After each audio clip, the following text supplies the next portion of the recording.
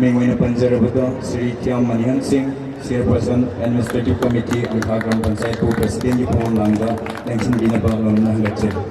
I know second of the Makata Rabada Kopsinjari, Guest Honor Dipumum Langa, Langshin Binaba, Ekamazari Mengwina Panjarabada, Makata Guest Honor Dipumum Langa, Langshin Binaba, Ekamazari Mengwina Panjarabada, Lauren Gendra Singh, Panchayat Secretary and Pagram Panchayat in Police 2 City Block, Aerobat Tribunal Nagachari. I know second of the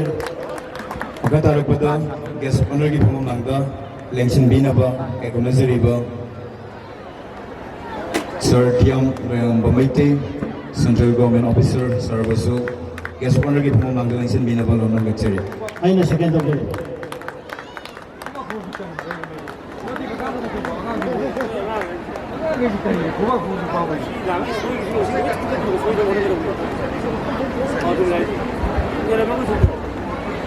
Masigi,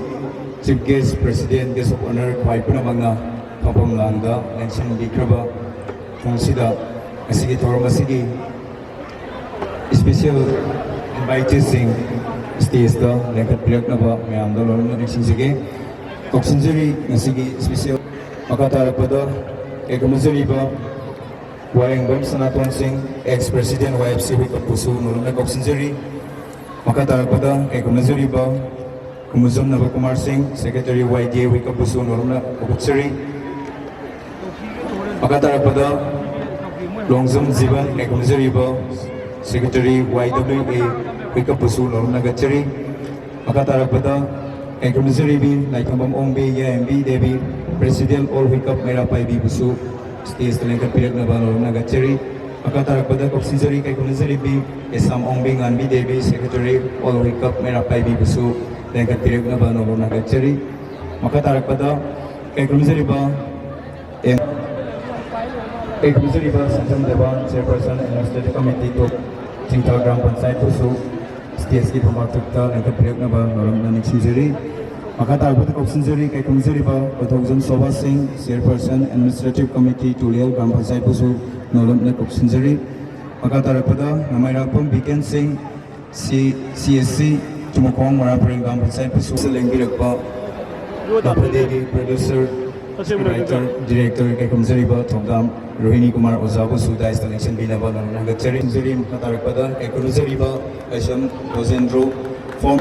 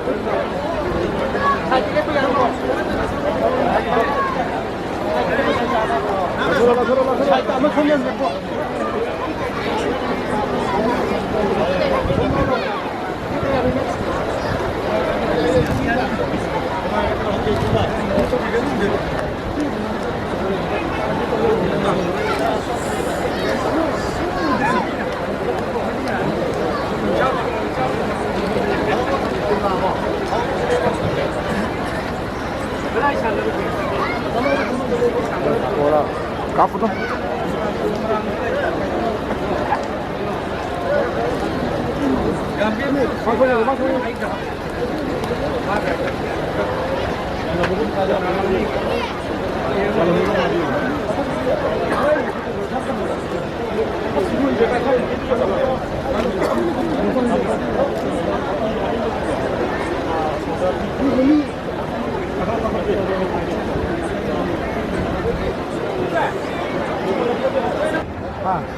Anban Tada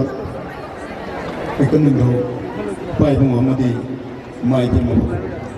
Tanunda State Tavan Zeri Si Haukiba Tang April Tang Pundagi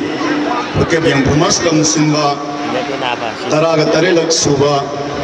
Sigi Finance Minister Athu Iba Mixing Noina When the Hajarabada Asin Bakaya Bukaitopiduna Nasigi Sigumlaba Yang Promotion Simba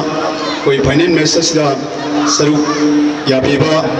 mingoina hangasarabada kasigi sibgeski pambam langdaling sinbiriba kendra sigi honorable MLA Sri Thongjum Sam Kumar an bamartada ikai kunaba usabagaloinana taram taram uksari mathangda thiam manihan chairperson administrative committee antha GP busu asin bagya kaithokpiduna ngasige sigumnaba final message sida saru yabi bagidama taram taram uksari loinana office gi asin bagya lebasu ngasi nomaizing sutiga mari leinana ngasi final message sida guest of honor gi phum nang election bidiba mingoina hangasarabada takhelambam inaw yai masing block development officer video Imphal East City block Kairao Bitra amadi Laurembam Chakendrajit Singh Panchayat Secretary Angkha Gram Panchayat Imphal East 2 City block Kairao Bitra amadi Jose Central Government gi employee amasu oiriba akoigi nungsijarabai now Sri Thiam Oyangam Maitei social activist who can may I like I was so since the Langjariba young promotes of Kimaiki Taram Taram Usari Oinana Tawaya Simba Punamak Hadok Piduna Nasigi young promotes of the Simba Taraga Taril Suba Village Open 97 Tournament Subu Sarukia Bala Piriba special guest invitation Busu Taram Taram Nokseri kasi yang promas club na pangthoiba football tournament asi akoi lan amadi covid na akoi gi hainingba amadi wakal thoktraba praja sing sibu khito wargasu ngasi gi yo sing sida award oigadaba haksel gi amadi economy gi adigi akoi mayam punbagi discipline gi mayam ama tamjaba yaba punba yaba adu samgatpa yaba adu ma tournament ama warsuana apun sinjabani sinjariba tournament asida tim tarahumdoi na saruk yakhi haiba tarahumdoi dagi laibok phaba yamna phaba tim moibi duna ngasi wake up young promotes club bi amadi Victoria Play FC ambem haiba tim manisina sanabigani haiba young promotes club ase akoina portringi matamgi 1963 gi November gi tang kumathoida akoigi khungangi nuksijaraba ahansingna resa taramba Imphal East ki oina ani suba adugumba club ni aduna club asina ahansingna sembiramba sabiramba akoi amata oibagi sana khona bagi isai nongai gi lairiki laisugi asibawa akoi leptana hairiba ahalamangi paring naina lakpa thorumdugi manungani ngasi ahuna tournament pangthuk sariba ngasi taraga tare suba tournament sigi manung sanna akoi ngasi ISL gi player ani puthokpa ngamkhre mokoi sing adudi Suraisam Sandeep Suraisam Dinesh hairiba anang ani asi akoi gi field sidagi hokibani amadi Laitonjam Tomba Laitonjam Sudi hairiba angang sing asi ngasigi field sing di hawraga gi mai porakhabani aduna ngasigi apuna siliba tournament asisu tongan ba haitoi sing doriba player kaya yauba yabagi room thambana ngasidi international gi thakta akoi uji India gi represent towa adumba player yauduna ngasigi tournament asida participate tobiramabani aduna ngasigi akoi gi tournament asida khungang asigi atopa khungang di atopa lamdagi lakpiba isili na umar wapang phai khibina mateng pangbiba amadi lakpiba yengbiba srup yabiba punama yang master ki mai gedegi taram taram osari loina naroibada sahi khudingi yang master na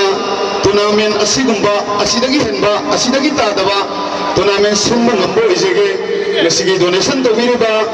alaman nupi engang satra naharon isal ise khai kiba na yekpi gigainu akoi matang simba tournament su mateng pangbi suruk yabi amadi खुदिमक यावबियो हाइना सिंजे लांजनबो young पुमास club की माइकैदगी अरोबो ओइना पुनमु तराम तराम लौसरी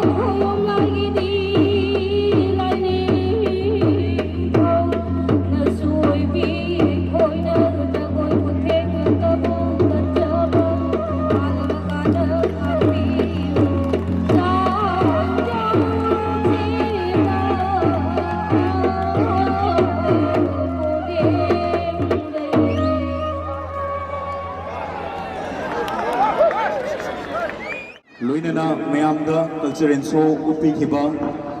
ꯍꯨꯏꯀꯞ ꯑꯄꯨꯟꯕ ꯂꯩꯁꯥꯕꯤꯁꯤꯡꯒꯤ ꯃꯥꯏꯀꯩꯗ ꯀꯩ ꯈꯨꯔꯨꯝꯖꯔꯤꯕ ꯑꯁꯤꯒꯤ ꯊꯧꯔꯝ ꯑꯁꯤꯒꯤ ꯆꯤꯐ ꯒꯦꯁꯀꯤ ꯐꯝꯐꯝ ꯂꯥꯡꯗ ꯂꯦꯡꯁꯤꯟꯕꯤꯔꯤꯕ ꯃꯤꯡ ꯑꯣꯏꯅ ꯄꯟꯖꯔꯕꯗ ꯁ꯭ꯔꯤ ꯊꯣꯡꯅꯥꯎꯖꯝ ꯁꯤꯌꯥꯝꯀꯨꯃꯥꯔ ꯑꯣꯅꯔꯦꯕꯜ MLA ꯑꯗꯨ ꯃꯌꯥꯝ ꯑꯍꯧꯕ ꯈꯨꯕꯥꯝꯗ ꯈꯨꯕꯤꯒꯅꯤ ꯀꯩ ꯈꯨꯔꯨꯝꯖꯔꯤꯕ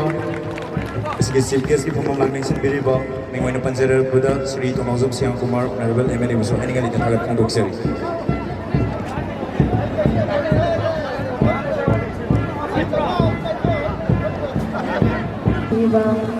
ꯃꯤꯡꯑꯣꯏꯅ ꯄꯟꯖꯗ꯭ꯔꯕꯁꯨ ꯊꯣꯏꯗꯣꯛ ꯍꯦꯟꯗꯣꯛꯅ ꯃꯒꯨꯟ ꯂꯩꯔꯕ ꯑꯣꯖꯥ ꯒꯨꯔꯨꯁꯤꯡꯕꯨꯁꯨ ꯀꯧꯅꯅ ꯈꯨꯔꯨꯝꯖꯔꯤ ꯑꯃꯁꯨꯡ ꯉꯁꯤꯒꯤ ꯊꯧꯔꯝ ꯑꯁꯤꯒ ꯃꯔꯤ ꯂꯩꯅꯅ ꯂꯥꯛꯄꯤꯔꯤꯕ ꯃꯤꯄꯨꯝ ꯈꯨꯗꯤꯡꯃꯛꯄꯨꯁꯨ ꯀꯧꯅꯅ ꯈꯨꯔꯨꯝꯖꯔꯤ ꯏꯁꯩ ꯈꯨꯗꯣꯜ ꯇꯝꯖꯒꯦ ꯉꯁꯤꯗꯤ ꯏꯃꯥꯒꯤ ꯅꯨꯃꯤꯠ ꯃꯗꯔꯁ ꯗꯦꯒ ꯃꯔꯤ ꯂꯩꯅꯅ ꯏꯃꯥꯁꯤꯡꯗ ꯑꯍꯥꯟꯕ ꯈꯨꯗꯣꯜ ꯇꯝꯖꯒꯦ ꯏꯁꯩꯁꯤ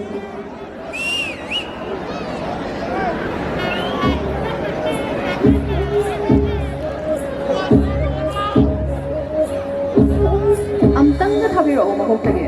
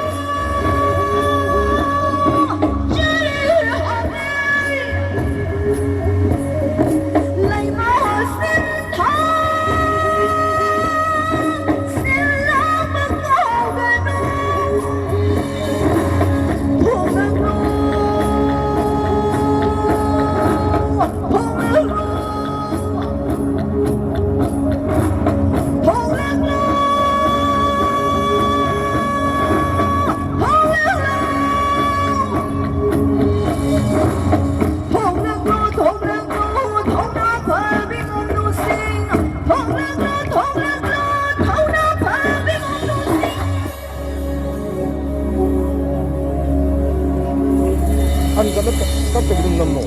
kênh Ghiền Mì Gõ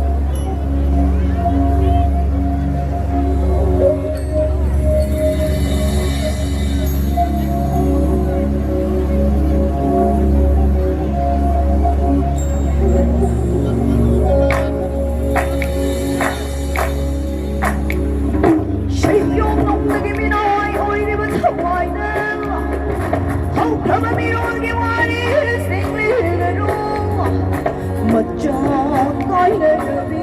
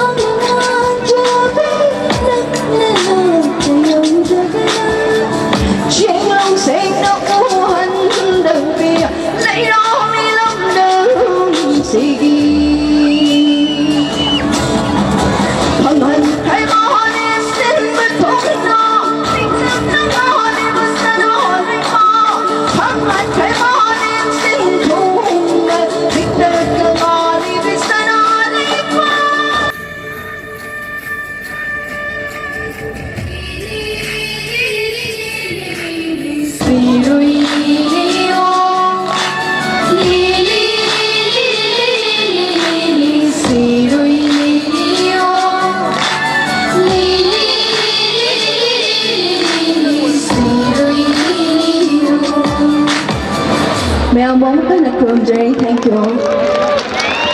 ꯊꯥꯒꯠꯆꯔꯤ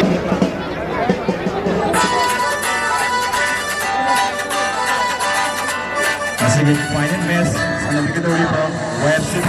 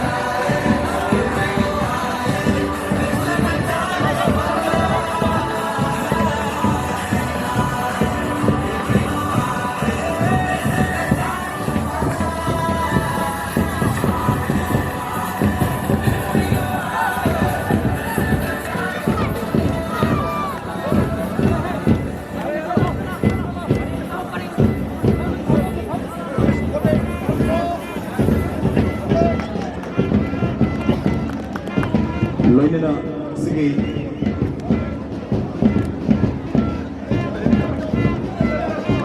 daisa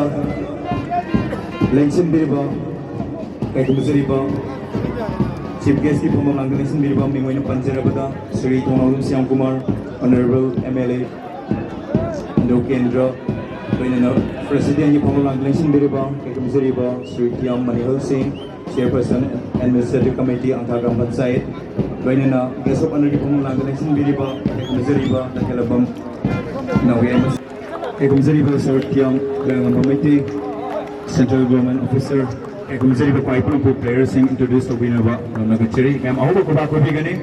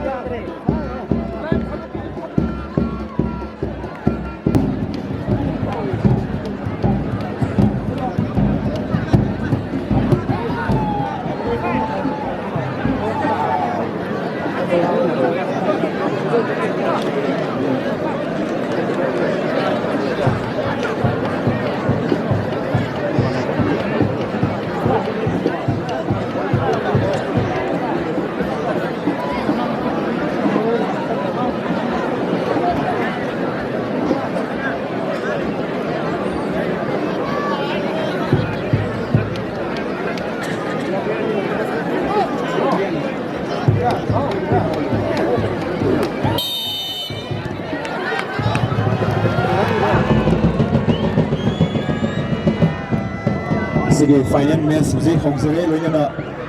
yamna nungaiba fawa mana sige match asida fast scorer da dimani Maybe the fastest scorer da Pachonga Gimana and Sirabayamba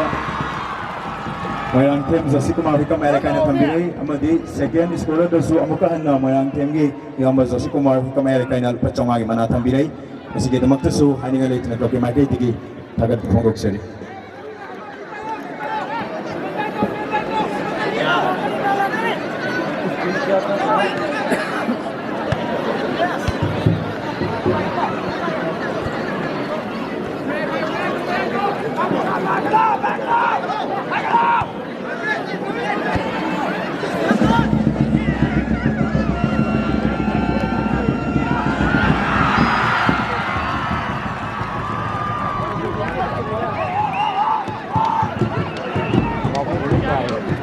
Bawa semai dah.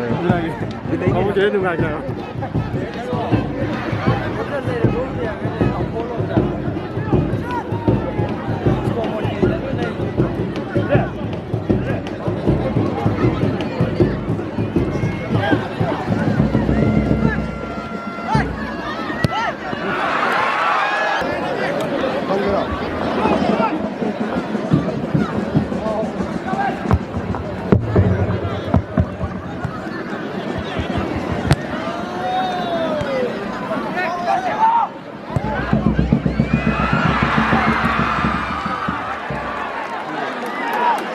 Kamu boleh tak tahu nak pilih.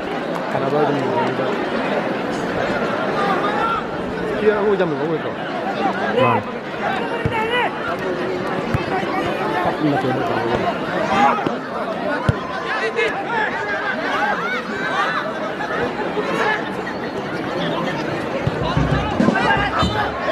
Tak.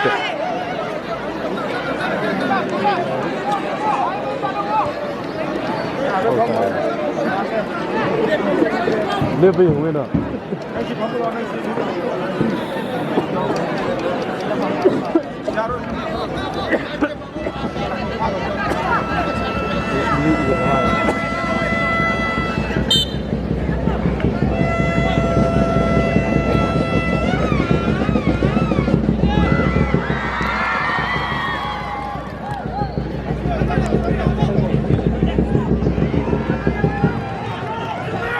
Sanazariba YFCB amadi Victoria Fly FC Yambem team manimaki mot sinduna sanabiriba players singi mingamutang mayamda isingsege YFCB yung Farmers Club team B gi mot sinduna sanabiriba players sing Amit jersey number 4 Basan jersey number 1 Sandeep Kerala Blasters sanabiriba jersey number 2 Linthoi, just number 3, Fremzit, just number 10, Nauton, just number 11, Naresh Sharma, just number 6, Vikas, just number 12, Rohit, just number 9, substitute player, Vikas, just number 28,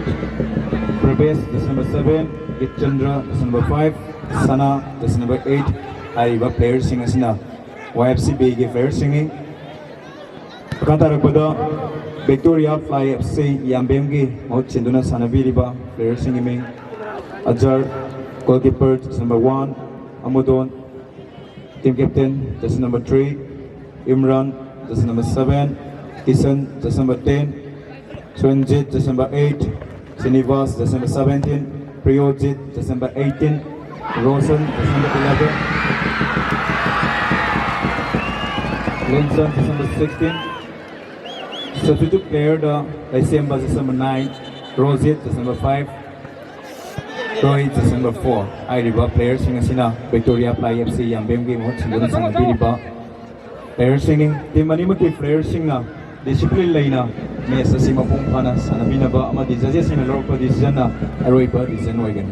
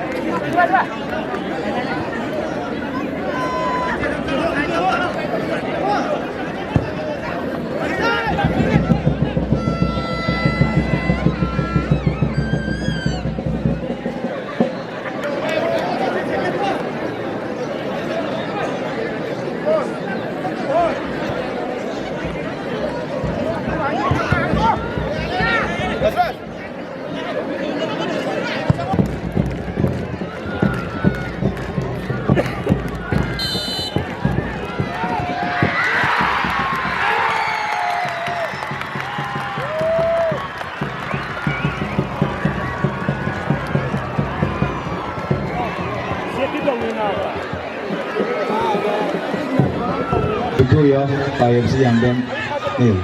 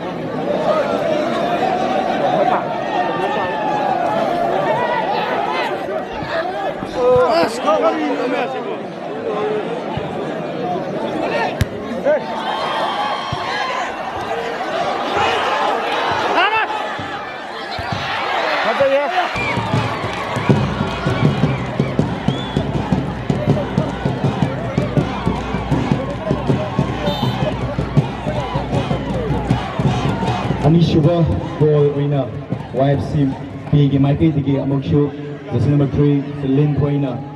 संबुना लेनरी score की फिबम YFC B 2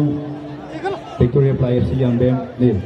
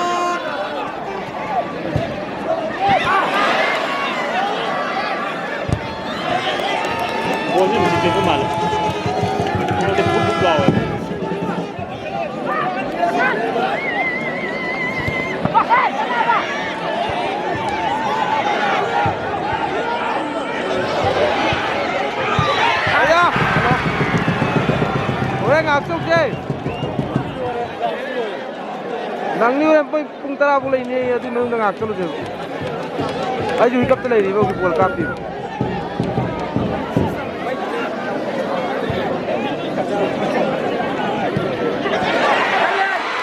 Cuma.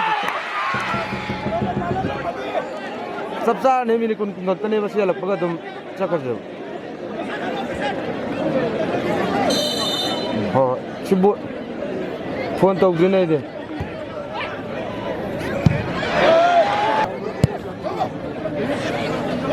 Lihat nanti, dia coverage tu bukan main tak aku.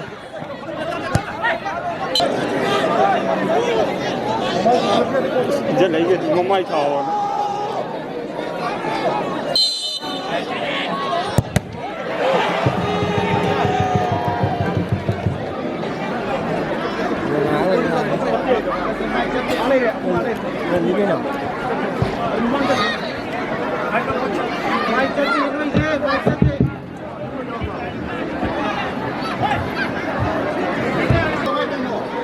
Yang nomor telah tetap nasilma orang mesej lagi. Koi, ada beli mesej lagi. Dais ni, asal je beli ba. Dengan triku dimak, ikai kuna besari, ada dia berbundu, mesti gitu lah. Ada kita teman-teman ba, mandan lagi ada di atau apa. ꯂꯝꯗꯒꯤ ꯂꯩꯕ ꯃꯌꯥꯝ ꯈꯨꯗꯤꯡꯃꯛ ꯏꯀꯥꯏ ꯈꯨꯝꯅꯖꯔꯤ ꯉꯁꯤꯁꯦ ꯑꯗꯨꯛꯀꯤ ꯃꯇꯤꯛ ꯌꯥꯝ ꯅꯨꯡꯉꯥꯏꯅ ꯄꯥꯡꯊꯣꯛꯄ ꯃꯦꯠꯆ ꯑꯁꯤꯗ ꯌꯥꯝ ꯊꯛꯁꯤ ꯈꯥꯁꯤ ꯅꯥꯏꯅ ꯆꯤꯡ ꯂꯦꯝꯅ ꯄꯥꯡꯊꯣꯛꯄ ꯁꯤꯒꯨꯝꯕ ꯐꯨꯠꯕꯣꯜ ꯃꯦꯠꯆ ꯑꯁꯤꯅ ꯂꯝꯗꯝ ꯑꯁꯤ ꯏꯟꯈꯠꯂꯛꯂꯤꯕ ꯅꯍꯥꯁꯤꯡ ꯑꯃꯗꯤ ꯇꯨꯡꯒꯤ ꯃꯤꯔꯣꯜꯁꯤꯡꯅ ꯏꯄꯥ ꯏꯄꯨ ꯊꯝꯕꯤꯔꯤꯕ ꯅꯥꯠ ꯀꯜꯆꯔ ꯑꯩꯈꯣꯏꯒꯤ ꯁꯥꯟꯅ ꯈꯣꯠꯅꯕ ꯍꯤꯔꯝ ꯑꯁꯤꯅ ꯖꯥꯇꯤꯁꯤ ꯁꯛ ꯇꯥꯛꯇꯨꯅ ꯉꯁꯤꯗꯤ ꯃꯥꯂꯦꯝꯒꯤ ꯁꯥꯟꯅꯕꯨꯡ ꯀꯌꯥꯗ ꯃꯥꯂꯦꯝ ꯂꯩꯄꯥꯛ ꯀꯌꯥꯗ ꯃꯅꯤꯄꯨꯔ ꯖꯥꯇꯤꯁꯤꯡꯒꯤ ꯊꯣꯏꯗꯣꯛꯄ ꯁ꯭ꯀꯤꯜ ꯑꯃꯗꯤ ꯏꯄꯥ ꯏꯄꯨ ꯊꯝꯕꯤꯔꯤꯕ ꯅꯥꯠ ꯀꯜꯆꯔ ꯎꯠꯇꯨꯅ ꯂꯥꯛꯏ ꯃꯁꯤꯕꯨꯅ ꯑꯩꯈꯣꯏ ꯃꯅꯤꯄꯨꯔꯤꯕꯨ ꯑꯣꯏꯅ ꯆꯥꯎꯊꯣꯛꯆꯩ ꯑꯗꯨꯅ ꯌꯥꯝꯅ ꯊꯛꯁꯤ ꯈꯥꯁꯤ ꯅꯥꯏꯅ ꯁꯥꯟꯅꯔꯤꯕ ꯕꯣꯜ ꯑꯁꯤ ꯍꯧꯗꯣꯛꯄꯗ ꯋꯤꯀꯞ ꯑꯄꯨꯟꯕꯒꯤ ꯏꯆꯥꯅꯨꯄꯤ ꯂꯩꯁꯥꯕꯤꯁꯤꯡꯅ ꯎꯠꯈꯤꯕ ꯖꯒꯣꯏ ꯍꯥꯏꯔꯤꯕ ꯖꯒꯣꯏ ꯑꯗꯨ ꯑꯩꯈꯣꯏ ꯄꯥꯏꯅꯦꯄꯜ ꯐꯦꯁꯇꯤꯚꯦꯜ ꯍꯟꯗꯛꯀꯤ ꯍꯧꯗꯣꯛꯄ ꯅꯨꯃꯤꯠꯇ ꯑꯩꯈꯣꯏ ꯍꯧꯗꯣꯛꯄ ꯅꯨꯃꯤꯠꯀꯤ ꯖꯒꯣꯏ ꯑꯣꯏꯅ ꯁꯥꯕꯤꯌꯨ ꯍꯥꯏꯗꯅ ꯑꯩ ꯑꯄꯤꯜ ꯇꯧꯖꯔꯤ ꯁꯤꯃ ꯑꯅꯤꯁꯨꯕꯗ ꯑꯩꯈꯣꯏ ꯍꯧꯖꯤꯛ ꯕꯣꯜꯒ ꯃꯔꯤ ꯂꯩꯅꯗ꯭ꯔꯒꯁꯨ ꯉꯥꯔꯤꯌꯥꯟꯗꯒꯤꯅ ꯑꯟꯗ꯭ꯔꯣ ꯇꯥꯕ ꯂꯝꯕꯤꯁꯤ ꯚꯥꯔꯠ ꯁꯔꯀꯥꯔꯅ ꯂꯨꯄꯥ ꯀ꯭ꯔꯣꯔ 5.5 ꯄꯤꯔꯛꯄ ꯂꯝꯕꯤꯁꯤ ꯑꯗꯨꯅ ꯆꯤꯡꯈꯣꯡꯗꯒꯤꯅ ꯑꯟꯗ꯭ꯔꯣꯒꯤ ꯑꯥꯔꯃꯤꯁꯤ ꯌꯧꯐꯥꯎꯗꯗꯤ ꯃꯦꯆꯤꯟꯅ ꯊꯥꯕꯗꯗꯤ ꯂꯨꯄꯥ ꯀ꯭ꯔꯣꯔ 10ꯒ 8 ꯆꯪꯒꯗꯕ ꯑꯗꯨꯅ ꯍꯥꯟꯅ ꯈꯨꯠꯅ ꯈꯔ ꯊꯥꯕ ꯍꯧꯔꯝꯕꯗꯣ ꯑꯟꯗ꯭ꯔꯣꯒꯤ ꯂꯩꯔꯤꯕ ꯏꯆꯥꯅꯨꯄꯤ ꯁꯥꯇ꯭ꯔ ꯁꯥꯇ꯭ꯔꯤ ꯑꯃꯗꯤ ꯑꯍꯜ ꯂꯃꯟ ꯃꯌꯥꯝ ꯑꯃꯗꯤ ꯍꯨꯏꯀꯞꯀꯤ ꯂꯩꯔꯤꯕ ꯉꯥꯡꯉꯥꯒꯤ ꯂꯝꯕꯤꯁꯤ ꯂꯩꯕ ꯃꯌꯥꯝꯁꯤꯅ ꯑꯩꯈꯣꯏꯒꯤ ꯑꯟꯗ꯭ꯔꯣ ꯀꯦꯟꯗ꯭ꯔꯒꯤ ꯂꯝꯕꯤ ꯑꯟꯗ꯭ꯔꯣ ꯂꯝꯕꯤꯁꯦ ꯉꯁꯤꯗꯤ ꯃꯦꯆꯤꯟ ꯑꯃꯨꯛ ꯊꯥꯗ꯭ꯔꯤ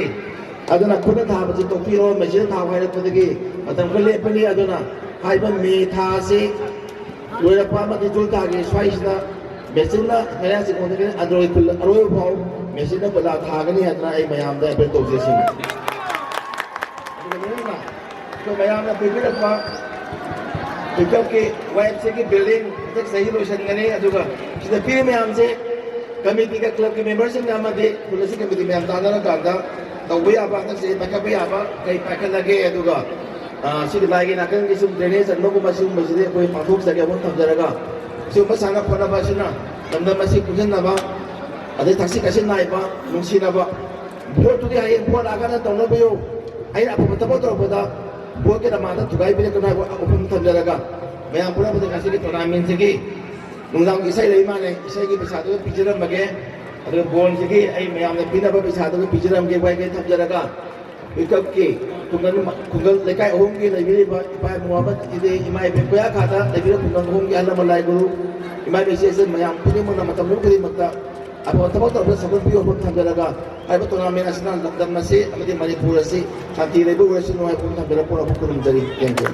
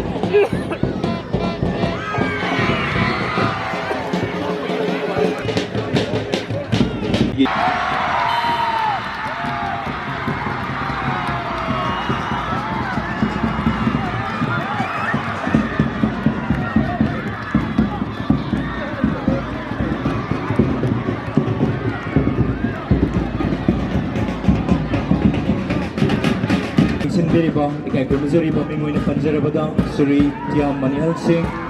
ꯆꯤꯌꯔꯄꯔꯁꯟ ꯑꯦꯗꯃꯤꯅꯤꯁꯇ꯭ꯔꯦꯇꯤꯚ ꯀꯝꯃꯤꯇꯤ ꯑꯪꯊꯥ ꯒ꯭ꯔꯥꯝ ꯄꯟꯆꯥꯌꯠꯄꯨ ꯊꯧꯔꯝ ꯑꯁꯤꯒꯤ ꯋꯥꯐꯝ ꯈꯔ ꯊꯝꯕꯤꯔꯅꯕ ꯅꯣꯔꯝꯅ ꯍꯪꯒꯠꯆꯔꯤ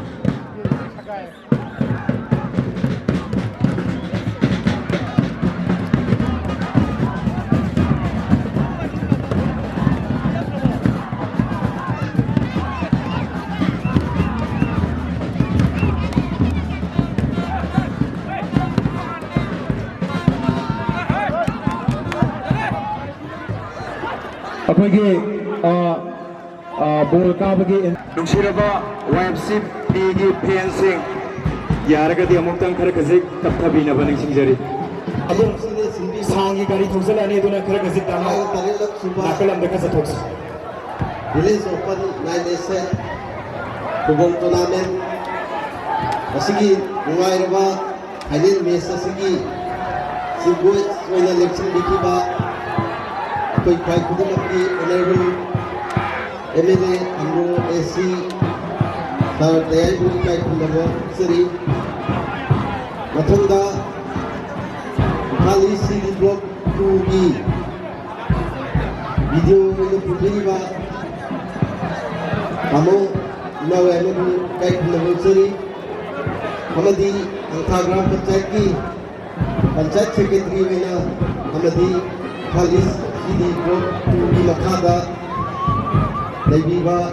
ꯑꯩꯒꯤ ꯏꯅꯥꯎ ꯇꯤꯀꯦꯟ ꯏꯀꯥꯏ ꯈꯨꯝꯅꯕ ꯄꯤꯖꯔꯤ ꯂꯣꯏꯅꯅ ꯏꯅꯥꯎ ꯂꯣꯌꯥꯉꯝꯕ ꯈꯨꯡꯒꯪ ꯑꯁꯤꯒꯤ ꯏꯅꯥꯎꯕꯨꯁꯨ ꯏꯀꯥꯏ ꯈꯨꯝꯅꯕ ꯄꯤꯖꯔꯤ ꯂꯣꯏꯅꯅ ꯁ꯭ꯄꯦꯁꯦꯜ ꯏꯟꯚꯥꯏꯇꯤꯁ ꯑꯣꯏꯅ ꯂꯦꯡꯁꯤꯟꯕꯤꯔꯤꯕ ꯂꯝꯗꯝ ꯂꯝꯗꯝꯗꯒꯤ ꯂꯥꯛꯄꯤꯕ ꯌꯥꯝꯅ ꯃꯔꯨꯑꯣꯏꯕ ꯐꯝ ꯄꯥꯏꯕꯤꯔꯤꯕ ꯑꯃꯗꯤ ꯀꯦꯟꯗ꯭ꯔ ꯑꯁꯤꯒꯤ ꯑꯣꯅꯔꯦꯕꯜ MLAꯒ ꯆꯠꯃꯤꯟꯅꯔꯤꯕ ꯑꯩꯈꯣꯏꯕꯨ ꯈꯨꯠ ꯄꯥꯏꯗꯨꯅ ꯇꯥꯛꯄꯤ ꯇꯝꯕꯤꯔꯤꯕ ꯑꯩꯒꯤ ꯏꯌꯥꯝꯕꯁꯤꯡ ꯃꯔꯨꯞ ꯃꯄꯥꯡꯁꯤꯡ ꯏꯅꯥꯎꯁꯤꯡ ꯏꯀꯥꯏ ꯈꯨꯝꯅꯕ ꯄꯤꯖꯔꯤ ꯂꯣꯏꯅꯅ ꯈꯨꯡꯒꯪ ꯑꯁꯤꯒꯤ ꯒ꯭ꯔꯥꯝ ꯄꯟꯆꯥꯌꯠꯀꯤ ꯃꯔꯨꯑꯣꯏꯕ ꯊꯧ ꯄꯨꯕꯤꯔꯤꯕ ꯑꯣꯅꯔꯦꯕꯜ ꯃꯦꯝꯕꯔꯁꯤꯡ ꯀꯦꯟꯗ꯭ꯔ ꯑꯁꯤꯒꯤ ꯒ꯭ꯔꯥꯝ ꯄꯟꯆꯥꯌꯠ ꯇꯔꯨꯛꯀꯤ ꯑꯣꯅꯔꯦꯕꯜ ꯆꯤꯌꯔꯄꯥꯔꯁꯟꯁꯤꯡ ꯑꯃꯗꯤ ꯉꯁꯤꯒꯤ ꯑꯁꯤꯒꯨꯝꯂꯕ ꯐꯨꯠꯕꯣꯜ ꯑꯁꯤꯕꯨ ꯊꯋꯥꯏ ꯌꯥꯎꯅ ꯌꯦꯡꯕꯤꯈꯤꯕ ꯑꯃꯗꯤ ꯇꯤꯝ ꯑꯅꯤ ꯇꯤꯝ ꯃꯦꯅꯦꯖꯔ ꯇꯤꯝ ꯀꯣꯆ ꯂꯣꯏꯅꯅ ꯔꯦꯐ꯭ꯔꯤꯁꯤꯡ ꯑꯃꯗꯤ ꯉꯁꯤꯒꯤ ꯑꯣꯔꯒꯅꯥꯏꯖꯔ ꯈꯨꯗꯤꯡꯃꯛꯄꯨ ꯏꯀꯥꯏ ꯈꯨꯝꯅꯕ ꯎꯠꯆꯕ ꯂꯣꯏꯅꯅ ꯏꯂꯦꯛꯇ꯭ꯔꯣꯅꯤꯛ ꯄ꯭ꯔꯤꯟꯠ ꯃꯦꯗꯤꯌꯥꯒꯤ ꯏꯆꯤꯟꯅꯥꯎꯕꯨꯁꯨ ꯏꯀꯥꯏ ꯈꯨꯝꯅꯕ ꯎꯠꯆꯔꯤ ꯌꯥꯝꯅ ꯅꯨꯡꯉꯥꯏ ꯑꯁꯤꯒꯨꯝꯕ ꯏꯀꯞ ꯈꯨꯡꯒꯪ ꯑꯁꯤꯗ ISL ꯁꯥꯟꯅꯕ I-League ꯁꯥꯟꯅꯕ ꯁꯥꯟꯇꯣꯁ ꯇ꯭ꯔꯣꯐꯤ ꯁꯥꯟꯅꯕ ꯄ꯭ꯔꯤꯃꯤꯌꯔ ꯂꯤꯒ ꯁꯥꯟꯅꯕ ꯄ꯭ꯂꯦꯌꯔ ꯃꯌꯥꯝ ꯑꯃ ꯑꯩꯈꯣꯏꯒꯤ ꯈꯨꯡꯒꯪ ꯑꯁꯤꯗ ꯂꯩꯔꯤ ꯃꯁꯤꯅ ꯇꯥꯛꯏ ꯃꯗꯨꯗꯤ ꯉꯁꯤꯒꯤ ꯇꯣꯔꯅꯥꯃꯦꯟ ꯑꯁꯤꯒꯨꯝꯕ YFCꯅ ꯁꯤꯟꯕꯤꯕ ꯑꯁꯤꯒꯨꯝꯕ ꯇꯣꯔꯅꯥꯃꯦꯟ ꯃꯌꯥꯝ ꯑꯁꯤꯅ ꯃꯇꯨꯡ ꯇꯥꯔꯛꯄꯗ ꯑꯩꯒꯤ ꯈꯨꯡꯒꯪ ꯃꯤꯊꯣꯛ ꯂꯝꯗꯝ ꯑꯁꯤꯗ ꯌꯥꯝꯅ ꯃꯔꯨ ꯆꯪꯕ ꯅꯦꯁꯅꯦꯜ ꯏꯟꯇꯔꯅꯦꯁꯅꯦꯜꯒꯤ ꯊꯥꯛꯇ ꯁꯥꯟꯅꯕ ꯉꯝꯕ ꯄ꯭ꯂꯦꯌꯔ ꯃꯌꯥꯝ ꯑꯃ ꯄꯨꯊꯣꯛꯄ ꯑꯁꯤꯅ ꯈꯨꯡꯒꯪ ꯑꯁꯤꯗ ꯂꯩꯔꯤꯕ ꯀ꯭ꯂꯕꯁꯤꯡ ꯂꯩꯕꯤꯔꯤꯕ ꯁꯥꯟꯅꯕꯨ ꯄꯥꯝꯕꯤꯕ ꯑꯍꯜ ꯂꯃꯟꯁꯤꯡꯅ ꯑꯆꯧꯕ ꯁꯔꯨꯛ ꯄꯤꯅꯒꯅꯤ ꯍꯥꯏꯕꯁꯤ ꯑꯩꯒꯤ ꯊꯥꯖꯖꯕꯅꯤ ꯑꯃꯗꯤ ꯈꯨꯡꯒꯪ ꯑꯁꯤꯒꯤ ꯒ꯭ꯔꯥꯝ ꯄꯟꯆꯥꯌꯠꯀꯤ ꯐꯨꯔꯥꯜ ꯑꯃ ꯑꯣꯏꯅ ꯑꯩꯈꯣꯏꯅ ꯇꯣꯉꯥꯟ ꯇꯣꯉꯥꯟꯕ ꯆꯥꯎꯈꯠ ꯊꯧꯔꯥꯡ ꯀꯌꯥ ꯑꯃ ꯄꯥꯏꯈꯠꯆꯔꯤ ꯑꯃꯗꯤ ꯑꯣꯅꯔꯦꯕꯜ MLAꯒꯤ ꯃꯈꯥꯗ ꯃꯍꯥꯛꯀꯤ LDCRꯒꯤ ꯊꯕꯛ ꯊꯧꯔꯝ ꯃꯌꯥꯝ ꯑꯃ ꯂꯩꯔꯛ ꯈꯨꯜꯂꯛ ꯑꯃꯗꯤ ꯏꯊꯝꯂꯥ ꯃꯌꯥꯝ ꯑꯃ ꯑꯩꯈꯣꯏꯅ ꯁꯦꯝꯖꯤꯟ ꯁꯥꯖꯤꯟꯖꯕ ꯈꯨꯗꯤꯡꯃꯛ ꯑꯁꯤ ꯑꯩꯈꯣꯏꯒꯤ ꯀꯦꯟꯗ꯭ꯔ ꯑꯁꯤꯒꯤ ꯑꯣꯅꯔꯦꯕꯜ MLAꯕꯨ ꯑꯩꯈꯣꯏ ꯃꯌꯥꯝꯅ ꯈꯪꯕꯤꯕ ꯑꯃꯗꯤ ꯑꯩꯈꯣꯏꯅ ꯁꯥꯖꯣꯛꯄꯤꯕ ꯗꯔꯀꯥꯔ ꯑꯣꯏ ꯍꯥꯏꯕ ꯋꯥꯐꯝ ꯑꯁꯤ ꯑꯩ ꯉꯁꯤꯒꯤ ꯁꯥꯟꯅꯕꯒꯤ ꯈꯨꯗꯣꯡꯆꯥꯕ ꯑꯁꯤ ꯂꯧꯖꯔꯒ ꯃꯌꯥꯝꯗ ꯊꯝꯖꯔꯤ ꯂꯣꯏꯅꯅ ꯈꯨꯡꯒꯪ ꯑꯁꯤꯒꯤ ꯂꯥꯏꯔꯕ ꯄ꯭ꯔꯖꯥ ꯃꯌꯥꯝ ꯑꯃ ꯌꯨꯝ ꯁꯥꯕ ꯉꯝꯖꯗꯕ ꯑꯃꯗꯤ ꯅꯔꯦꯒꯥꯒꯤ ꯃꯈꯥꯗ ꯁꯦꯜꯐ ꯍꯦꯜꯞ ꯒ꯭ꯔꯨꯞꯀꯤ ꯏꯃꯥ ꯏꯆꯥ ꯃꯌꯥꯝ ꯑꯃꯅ ꯃꯇꯦꯡ ꯄꯥꯡꯕꯤꯕ ꯑꯃꯗꯤ ꯈꯨꯡꯒꯪ ꯑꯁꯤꯒꯤ ꯊꯕꯛ ꯊꯧꯔꯝ ꯍꯥꯏꯕꯗꯤ ꯈꯨꯗꯣꯡꯊꯤꯕ ꯀꯌా ꯑꯃ ꯂꯥꯛꯄ ꯃꯇꯝꯗ ꯈꯨꯡꯒꯪ ꯑꯁꯤꯒꯤ ꯏꯃꯥ ꯏꯕꯦꯜꯁꯤꯡꯅ ꯉꯥꯛꯄꯤ ꯁꯦꯟꯕꯤꯕ ꯈꯨꯗꯤꯡꯃꯛ ꯑꯁꯤ ꯒ꯭ꯔꯥꯝ ꯄꯟꯆꯥꯌꯠ ꯑꯁꯤꯒꯤ ꯄ꯭ꯔꯙꯥꯟ ꯑꯃ ꯑꯣꯏꯅ ꯈꯨꯗꯤꯡꯃꯛꯄꯨ ꯇꯧꯕꯤꯃꯛ ꯈꯪꯕ ꯎꯠꯆꯔꯤ ꯃꯇꯨꯡ ꯇꯥꯔꯛꯄꯗ YFCꯅ ꯁꯤꯟꯕꯤꯕ ꯊꯕꯛ ꯊꯧꯔꯝ ꯈꯨꯗꯤꯡꯃꯛꯇ ꯑꯩꯈꯣꯏ ꯉꯁꯤꯒꯤ ꯃꯌꯥꯝꯒꯤ ꯃꯇꯦꯡ ꯄꯥꯡꯖꯕ ꯑꯁꯨꯝꯅ ꯃꯇꯨꯡ ꯇꯥꯔꯛꯄꯗꯁꯨ ꯑꯆꯧꯕ ꯃꯇꯦꯡ ꯄꯥꯡꯖꯒꯦ ꯍꯥꯏꯕ ꯋꯥꯐꯝ ꯑꯁꯤ ꯊꯝꯖꯔꯒ ꯃꯇꯥꯡ ꯑꯁꯤꯗ ꯂꯣꯏꯁꯤꯟꯖꯔꯤ thank you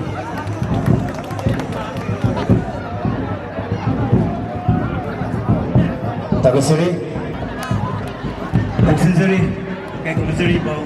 Referee, Sir Yunam, Imobi, Nexon Birakuni, Pakatarakodo,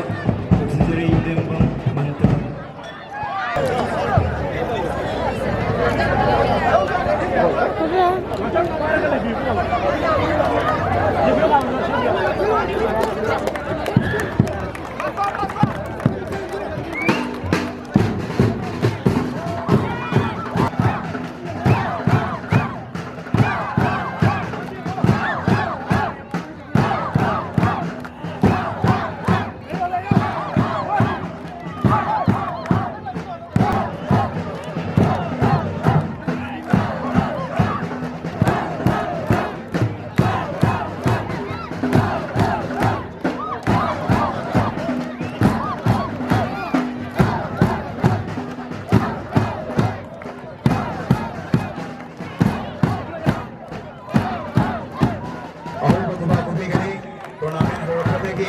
club asigidamakta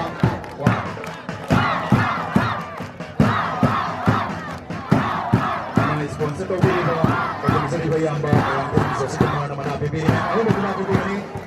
loina second story manalo pa chama amukso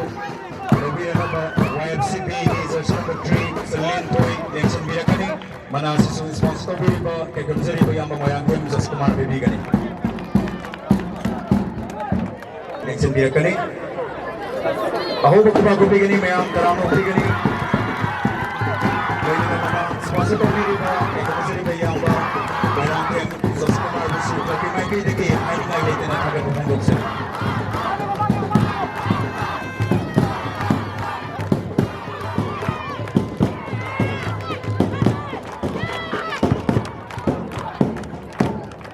Loina na sige best player mana pambit mana sila bina na ba nalom na kong sinjari loina na lengsen bina ba po namang naho ko ba ko bigani player mo punin tawag bigani loina na mana si po sponsor to bina ba sila ba baro kamsam zonsan to so kapag may kailigay ay ningalay na tawag kong sari to bina pa kay kamsari ba yamba ten subang bogen amadi tema ten subang lata ako yan na sponsor to bilang pani lengsen bilang kani manasi bibi na bagi top scorer gi kepada singa ni gimana sponsor to bilang pa ya sebab bogen na magi ya sebab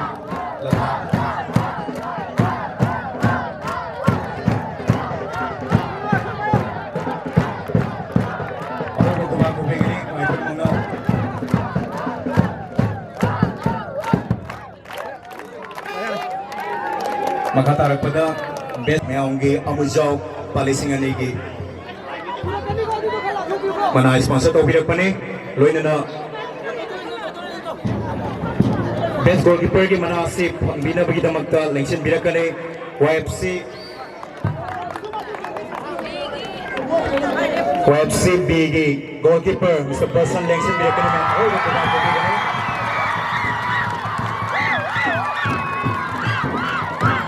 Loina na mana si BB na bagita magta kay komisari patay selection biri ba moirang mayon kay komisari pa usap ko ba founder Milton Mr. High Secondary Samuro Busu nolong na niksing seri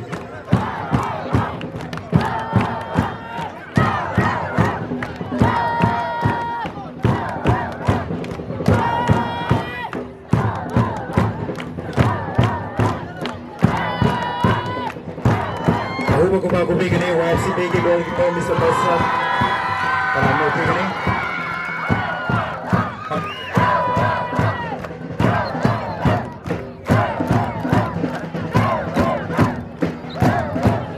Pwede discipline labor takraba Lion Scott Huikov ako ba ko bigani kung ay naman na itinatawag yung hindi gisip na kapag sari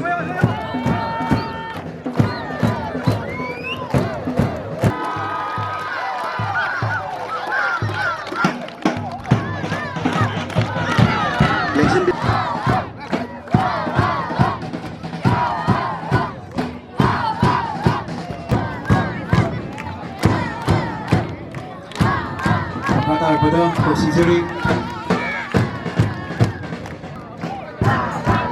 Pangailakan Maria Sharma AIFF the license and head coach of Gogo International School Hyderabad coach and Rebi ba Kagumsari ba yamba Sai Sambires ISL player known as United FC the Sanabiri ba Kagumsari ISL player Sai Sambires Shari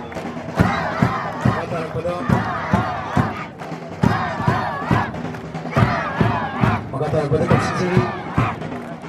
Kerala Pastor the Sanabiri ba ISL player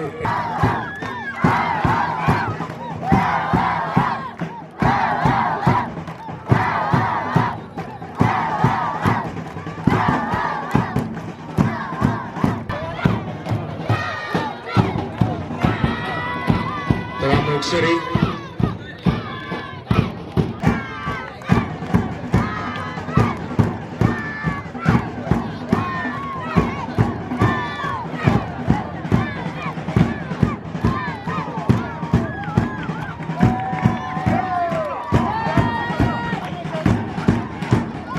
Langsung Victoria IFC के player Singh team manager team coach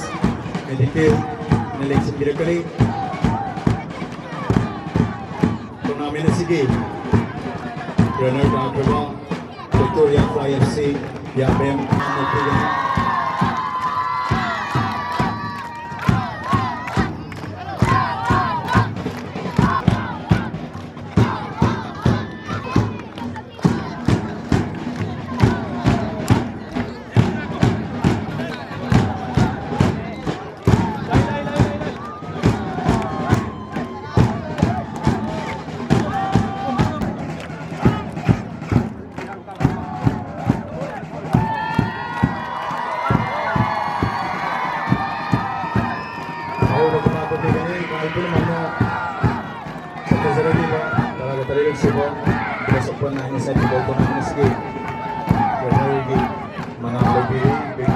IFC या बेम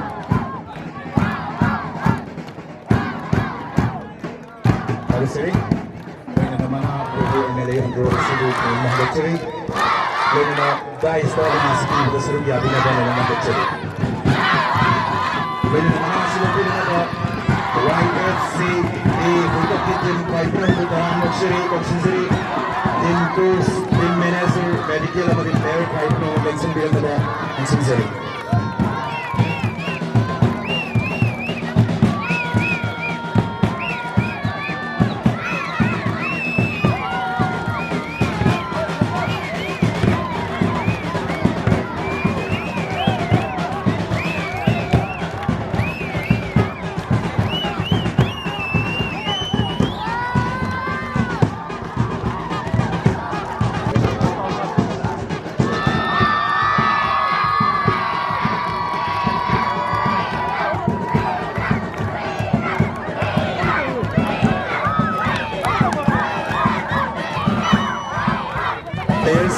atau menolak yang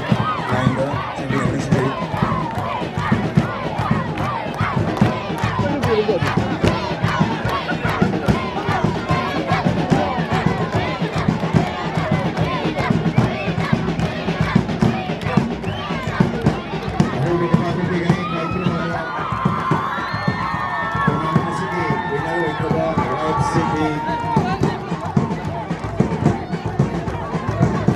में हम police प्रगति करें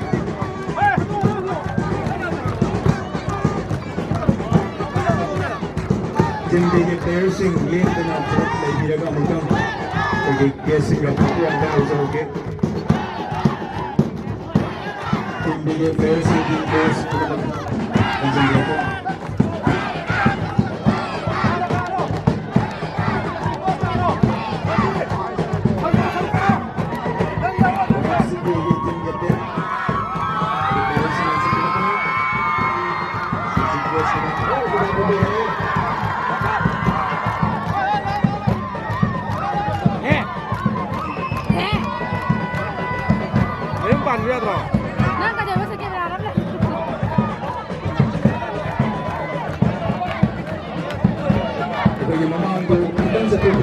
Jadi foto apa boleh mulai dari sini seleksi di sini itu grup foto sih.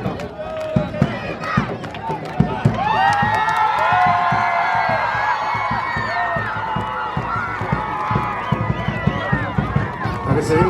fly ski saya masih lewat itu sudah masih di kalau masih di kaget borok nih.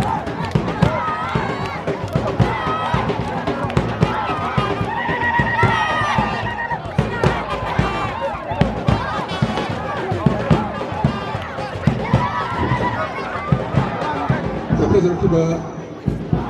sekarang terus sudah pilih sokor ini nanya saya cuma turnamen sini apa yang kita boleh juga minggu ini untuk kita orang masih sikpes Sri Purnagan Sangkumar Ularut Nimbilai untuk Kendra Amadi Presiden di Pamun Nanggalang Tiba siapa asal administratif committee antara tinggi minggu ini untuk kita orang Sri Tiang Panihan Sen so dong apa yang asal kita akan itu kita muka bayi buat turnamen sepuluh game kita muka berpindah ke tadi, anda agak terhubung seri, anda dengan sedikit sikit kita muka Terus kemudian lagi dalam selektif apa kita kenapa